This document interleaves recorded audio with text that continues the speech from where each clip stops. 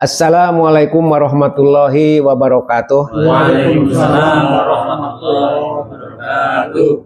Alhamdulillahirabbil alamin wa bihi nasta'inu wa ala umurid dunya waddin.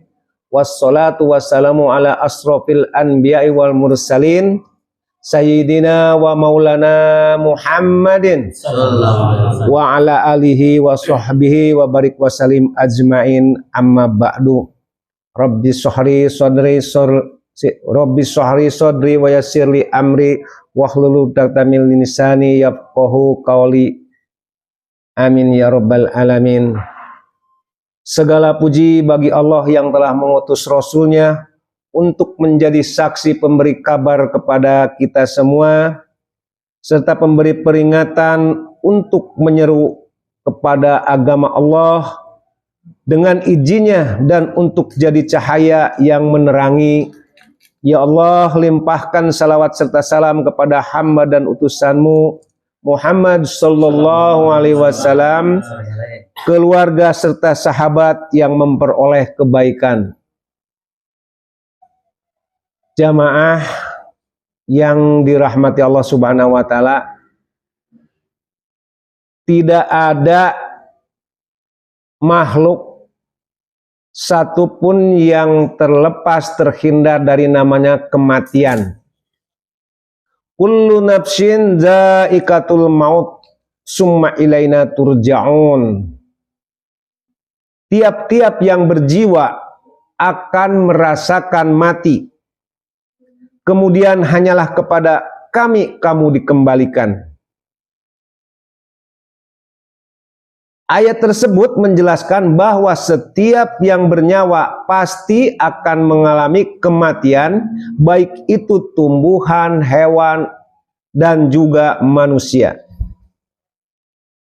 Kemudian setelah itu hanya kepada kami kamu dikembalikan untuk mendapat balasan yang setimpal atas amal perbuatanmu, baik maupun buruk.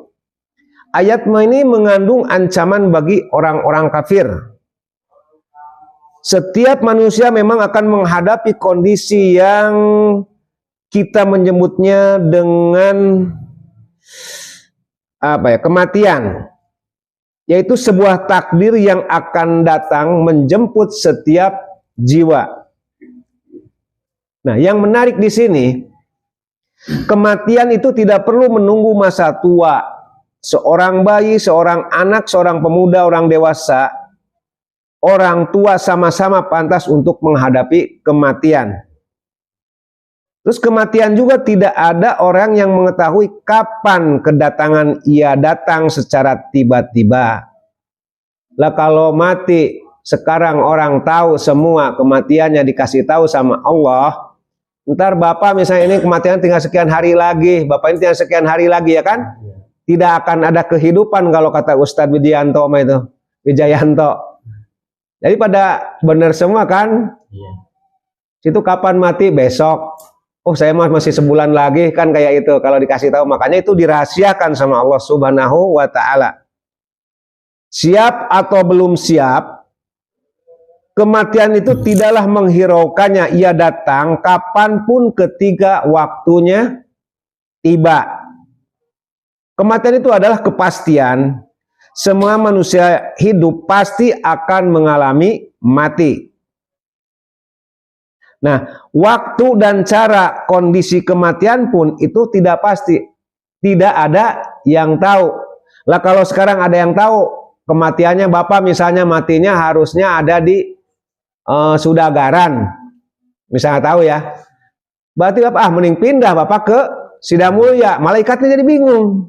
Ya, kayak itu kan. Makanya itu rahasia. Misalnya harusnya matinya di Indonesia, kita tahu, dikasih tahu misalnya, kita pindah aja lah ke India, malaikatnya nungguin, ya. Maka itu rahasia. Nah, di sini yang jadi pertanyaan, akankah seseorang itu mati dalam keadaan baik atau husnul khotimah, atau dalam keadaan buruk suul khotimah? Nah, maka di antara doa yang diajarkan oleh Nabi Muhammad SAW adalah meminta agar diwafatkan dalam keadaan husnul khotimah dan dijauhkan dari su'ul khotimah. Nah, di sini ada kiat-kiat di antaranya untuk mendapatkan husnul khotimah, yaitu ada 8 langkah. Yang pertama, kita tulus terhadap Allah Subhanahu wa ta'ala. Kita senantiasalah meluruskan niat dalam hidup, yaitu mengabdi kepada Allah, menjadikan dia sebagai satu-satunya sesembahan dan tidak menjadikan sesuatu pun selainnya sebagai sekutu. Jadi kita tidak boleh menduakan Allah. Jadi kita yakin bahwa Allah itu adalah sesembahan kita. Terus lulusnya niat merupakan ajaran Nabi dari titik sampai pengajaran para ulama. Ia harus murni tanpa campuran. Sebab kalau tercampur sedikit pun kotoran di dalamnya akan menjadikan sebuah amalan tertolak, Pak, tidak mendapatkan apa-apa. Sungguh salatku, ibadahku, hidupku dan matiku hanya untuk Allah Ta'ala, Rabb semesta alam. Kalau kita salat kan selalu itu dibaca ya. Inna sholati wa nusuki wa mahyaya wa mamati lillahi Rabbil alamin. Kemudian yang kedua, perbarui niat. Niat yang terletak di dalam hati senantiasa akan berubah, Pak.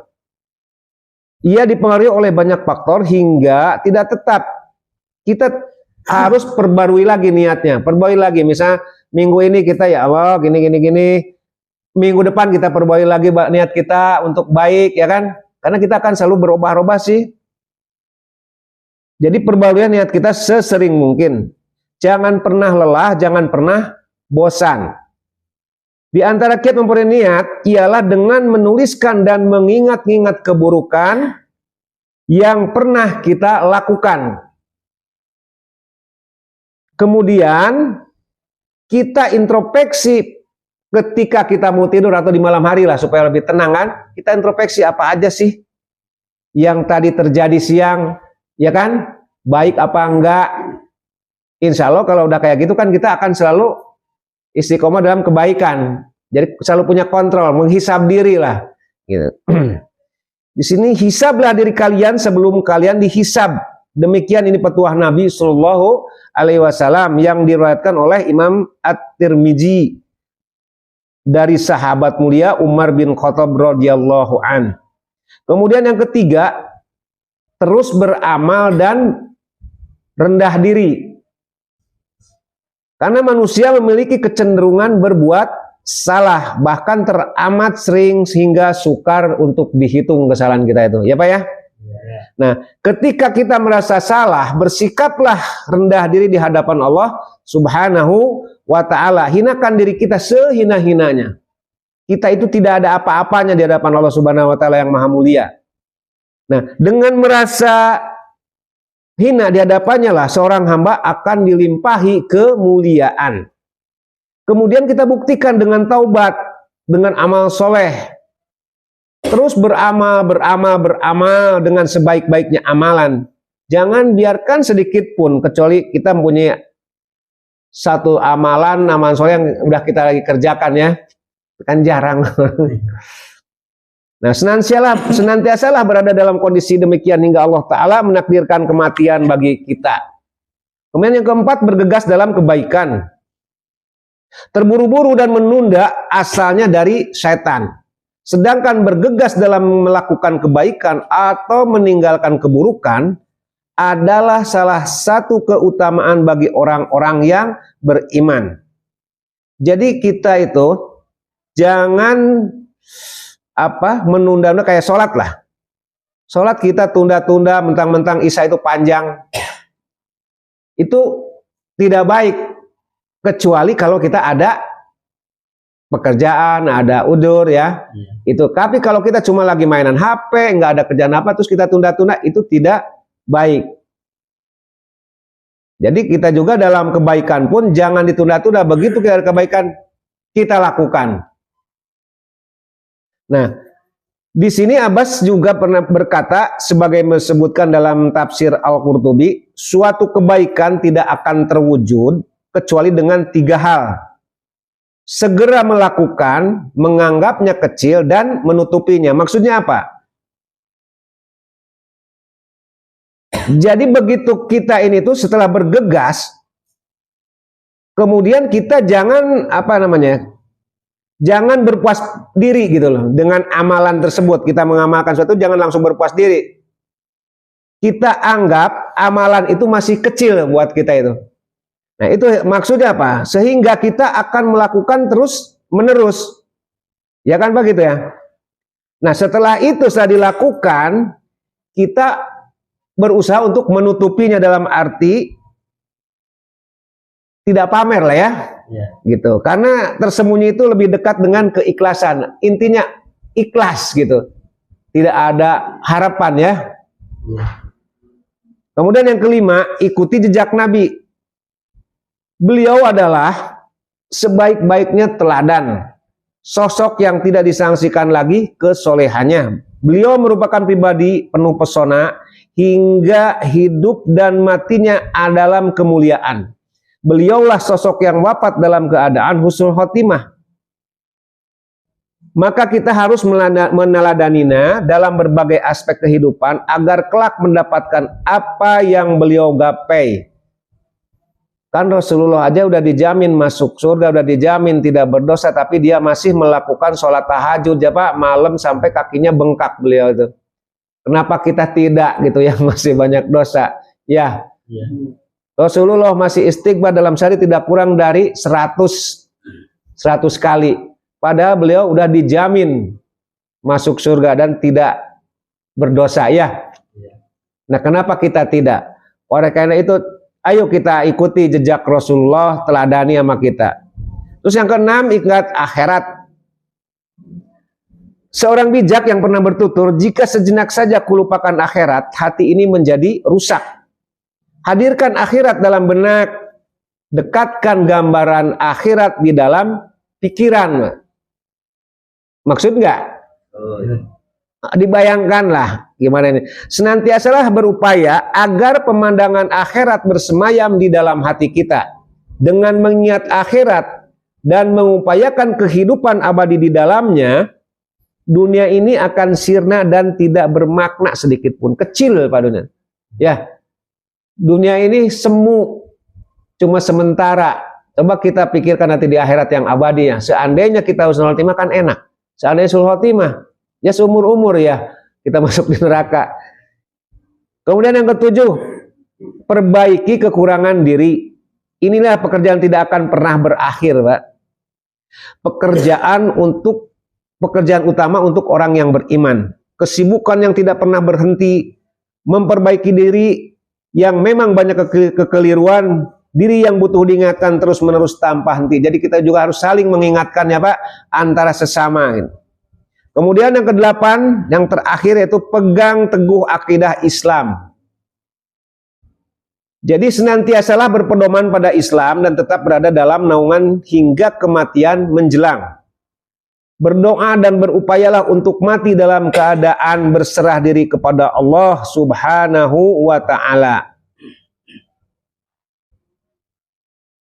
Di sini Umar Abdul Kafi berkata, lakukan ini setiap waktu, bahkan setiap detik.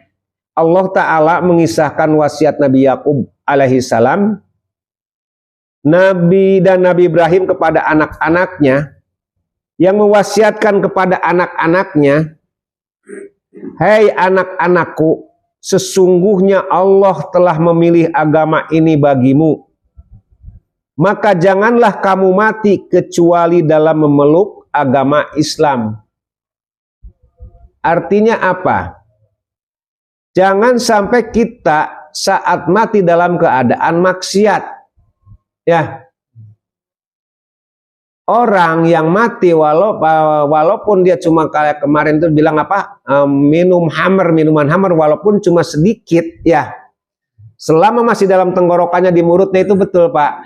Itu begitu dicabut sama malaikat, itu masuk dalam keadaan kafir. Itu walaupun katanya kemarin kan dibilang hanya setetes ya. Kayak itu. Intinya jangan mati dalam keadaan tidak Islam, yaitu kita dalam keadaan makan barang yang haram, kemudian pas malaikat Israel, malaikat maut cabut nyawa, kita langsung masuknya kafir, keluar dari Islam, tidak dalam keadaan Islam. Jadi hati-hati banget, ya Pak ya. Ya itu aja mungkin yang bisa saya sampaikan. 8 kiat untuk menuju husnul khotimah. Semoga bermanfaat dan semua bisa mendapatkan kematian secara husnul khotimah. Amin ya robbal alamin. Wassalamualaikum warahmatullahi wabarakatuh. Waalaikumsalam warahmatullahi wabarakatuh.